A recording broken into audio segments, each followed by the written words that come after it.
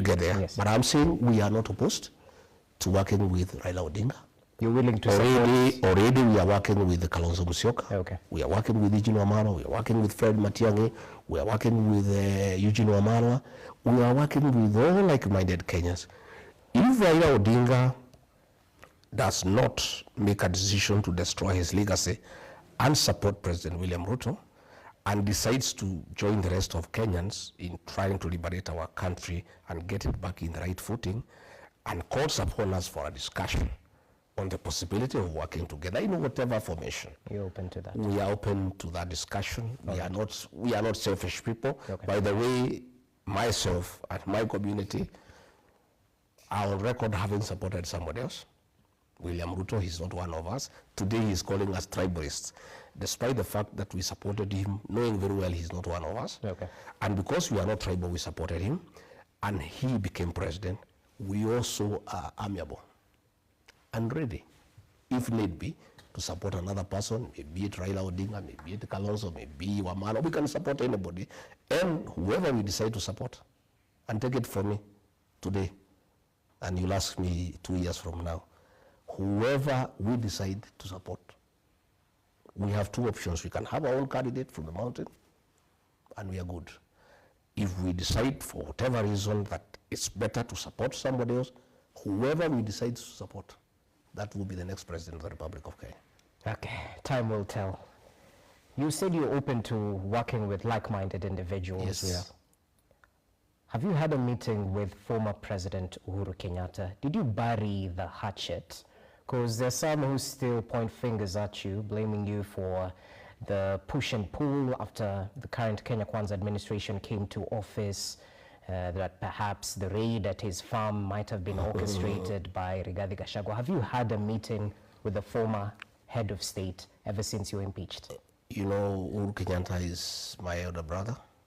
I was his PA, and he's our leader as a community. Okay. It is inappropriate for me to discuss him in public because I'm a junior elder in the community, he's a senior elder, and discussions of elders in our community is a preserve of that community. We're just asking if you met him. Come on, you're a truthful man. What I'm saying is that Uhuru Kenyatta is our brother, our son, and our leader. And he's retired, and we respect his status and his retirement. But when we need advice from him as a community, it's always available. So let me rephrase the question. What do you tell those who see former President Uhuru Kenyatta's hand in the appointment of Uhuru's men, as they're commonly referred to? Some of the CSs we saw recently appointed, Mutahi, Kagwe, Likinyanjui. There's no problem whether Uhuru had a hand or no hand. It, to me, is irrelevant. And he's a Kenyan. If he proposes some people to be appointed and they are appointed, so be it. What is important for us, especially for the mountain, is that those appointments amounted to nothing, because they were meant to pacify the region that is very unhappy with the President William Ruto for deceiving them, for mismanaging the economy, and for destroying leaders in the region. And immediately they were appointed, there was a saying among our people that even if you revive Mwai Kibaki, Jomo Kenyatta, and Dedan Kimathi, nothing would change. So we are really not bothered. Let them go and work. They have been given a job to do. Let them go and do the job that were given to do. We wish them well. If they can make a change and people of Kenya are better off than they were before they were appointed, we appreciate. They are our sons. Right. And we don't have a problem with that. Okay. Yeah. Why the delay in forming your political party? Because going by your own timelines, we were supposed to have that launch early this year. It was pushed, and now we expect that launch in May. Are you having challenges in registering? No challenges at all. Yeah.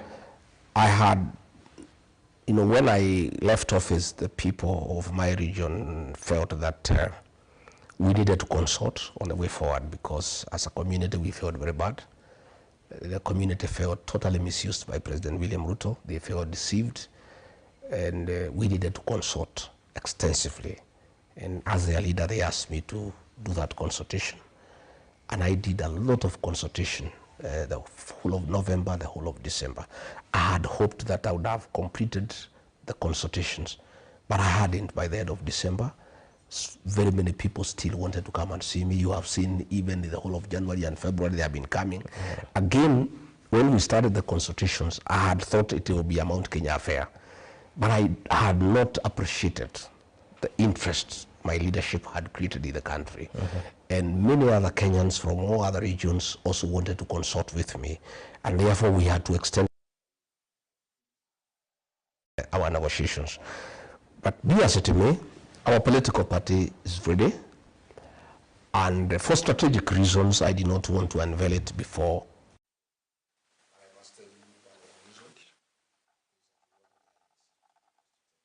Right. Because quite a number of our senators and members of parliament want to resign from UDA and join our new party and go for by-elections. So we thought, my people thought that for us to get the right momentum, it's better for us to launch the party when IBC is in place. I want to give that reason now, because I've got quite a number of people who are through with UDA. They don't want anything to do with UDA. Just from the mountain? Especially from the mountain, because the whole mountain has moved from UDA. By the way, UDA now is a shell. UDA was Rigiji at the mountain. Without Rigiji at the mountain, there's no UDA. There's no party there. And our members, our supporters. In fact, if you mention UDA, and you have found even the MPs who move around with the president, they don't talk about UDA. Even the president, they don't mention him on the ground. So we decided that we want to wait for the IBC to be constituted. Then we launch our party so that we pick up with the momentum. We'll have several by-elections. We have today, as of today, 139 MCAs who want to resign from UDA and go for by-elections. We have. So you're going to force a by-election? We are going to have a little. Simply what you're saying. We are going to force a little general election after IBC is constituted, because our people do not want to live a lie. The mountain people, my brother Rogers, are honest people. They are people of integrity, and they don't know how to pretend. When they are through with something, they are through. And when they want to move on, they want to move on. So we have senators, we have members of parliament, we have MCAs who cannot pretend that they are in UDA. And are they the and they will repeat what Raila did in 1994. And I admire Raila ODINGA because I remember 1994. He left Ford Kenya and went to NDP, and he resigned and he was re-elected. And since that time, his career has been very rosy. Even I'm encouraging my MCAs, MPs and senators, the ones who make that very brave decision, because that is very courageous. To leave a seat you have been elected, you resign and go back to the people. It's very courageous. But I want to assure them, the way I'm listening to our people, any leader who makes that decision will be re-elected without a doubt, with very serious majority. Number two, they will be heroes of our people. And their politics will be rosy for decades and decades to come. So that is one of the reasons why we have delayed. But I want to say our party is ready. Okay. And I want to correct, I have seen a lot of people trying to say that our party is for the region, for Mount Kenya. It isn't. It's a national party. By the way, I have a lot of people who are interested in joining our party. And the mountain will have a home in that party. But it's a national party for everybody. But that will be the home of the mountain. Just like ODM is a serious party, but is the home of the Nyanza people. Ford Kenya is a serious national party, but is also the home of people from Bungoma and Trans Nzoia. You know, Wiper is a national party, but is also the home of the people of Ukambani. Okay. That's the way politics move, because politics are local. And our interim national chairman is from Kajiado County. Our interim national organizing secretary is from Machakos. Our interim deputy party leader is from Kakamega. Our interim assistant national treasurer is from Kuria in Migori. Ours is a serious national party. I'm the party leader. Okay. It's a serious national party, Yeah.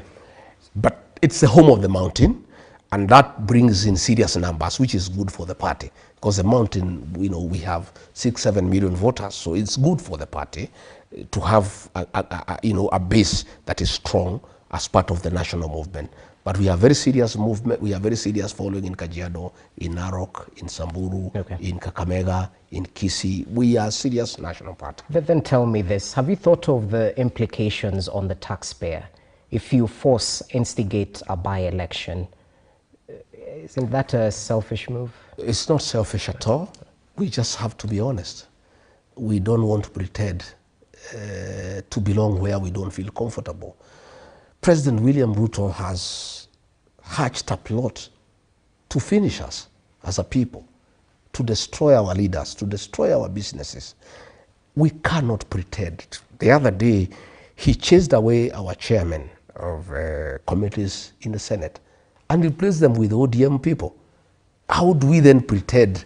How does the senator of Nyandarua, who was a chairman of a committee, has been removed and replaced somebody from ODM, pretend that he loves UDA? So to hell with the taxpayers because of these leaders. There are many other things that money is being spent, and probably it is not a priority. Okay. So we are saying we need to fix our politics. There is no way you are going to chase away people who got you elected on UDA party and expect them to remain there to support you. They will not.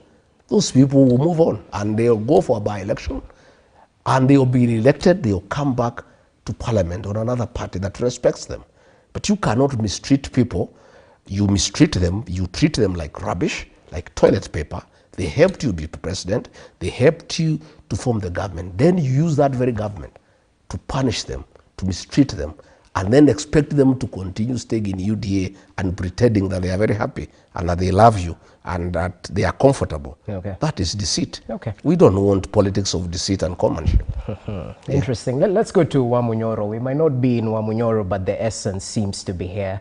Because needless to say, you've managed to quickly convert your Wamunyoro home into a new center of power, meeting dignitaries, defectors, and planning your next move. But as we witness heightened activity in your Wamunyoro home, you've mentioned up to 400 meetings. That's in 4 months, so each month 100 meetings thereabout.